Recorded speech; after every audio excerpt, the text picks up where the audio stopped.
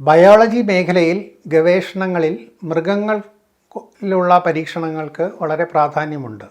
പല ചോദ്യങ്ങൾക്കും ഉത്തരം കിട്ടാൻ നമ്മൾ മൃഗങ്ങളിലുള്ള പരീക്ഷണങ്ങളെയാണ് ആശ്രയിക്കുന്നത്.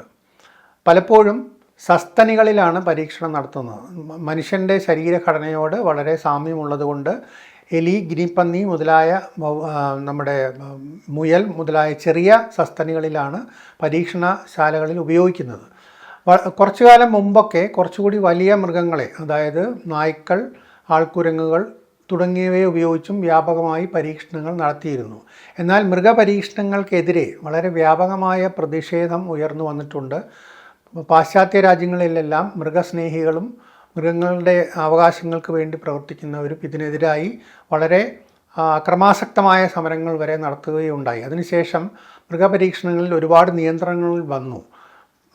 ഇന്ത്യയിൽ തന്നെ മൃഗങ്ങൾക്ക് വേണ്ടി പ്രത്യേക നൈതിക സമിതികൾ മൃഗപരീക്ഷണങ്ങൾക്ക് വേണ്ടി ഉണ്ടാകണം എന്നുള്ള നിയമം നിലവിലുണ്ട്. അതനുസരിച്ച് വളരെ കർശനമായി മാത്രമേ മൃഗപരീക്ഷണങ്ങൾ നടത്താൻ സാധിക്കുകയുള്ളൂ. മൃഗപരീക്ഷണങ്ങൾ കൊണ്ട് മാത്രമേ ഈ ചോദ്യത്തിന് ഉത്തരം കണ്ടെത്താൻ കഴിയുകയുള്ളൂ എന്ന് തെളിയിച്ചാൽ മാത്രമേ മൃഗപരീക്ഷണങ്ങൾക്ക് മുമ്പോട്ട് പോകാൻ കഴിയുകയുള്ളൂ.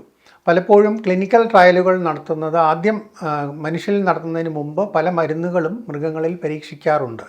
ഈ മൃഗപരീക്ഷണങ്ങളിലുള്ള നിയന്ത്രണം അവയെ കാര്യമായി ബാധിക്കും. ഇതിപ്പോൾ പറയാൻ കാര്യം, ബ്രിട്ടനിൽ മൃഗപരീക്ഷണങ്ങൾ പരിപൂർണമായി നിർത്താനുള്ള ഒരു തീരുമാനത്തിലേക്ക് അവരുടെ ഗവൺമെൻറ് എത്തിയിട്ടുണ്ട്. ഉടനെ നിർത്തി എന്നല്ല, അതാണ് അവരുടെ ലക്ഷ്യം. കുറച്ചു കാലത്തിനകം അതിലേക്ക് എത്തും എന്ന് അവർ പറയുന്നുണ്ട്. എന്നാൽ പല ശാസ്ത്രജ്ഞന്മാരും ഇതിൻ്റെ പ്രായോഗികതയെ ചോദ്യം ചെയ്യുന്നുമുണ്ട്.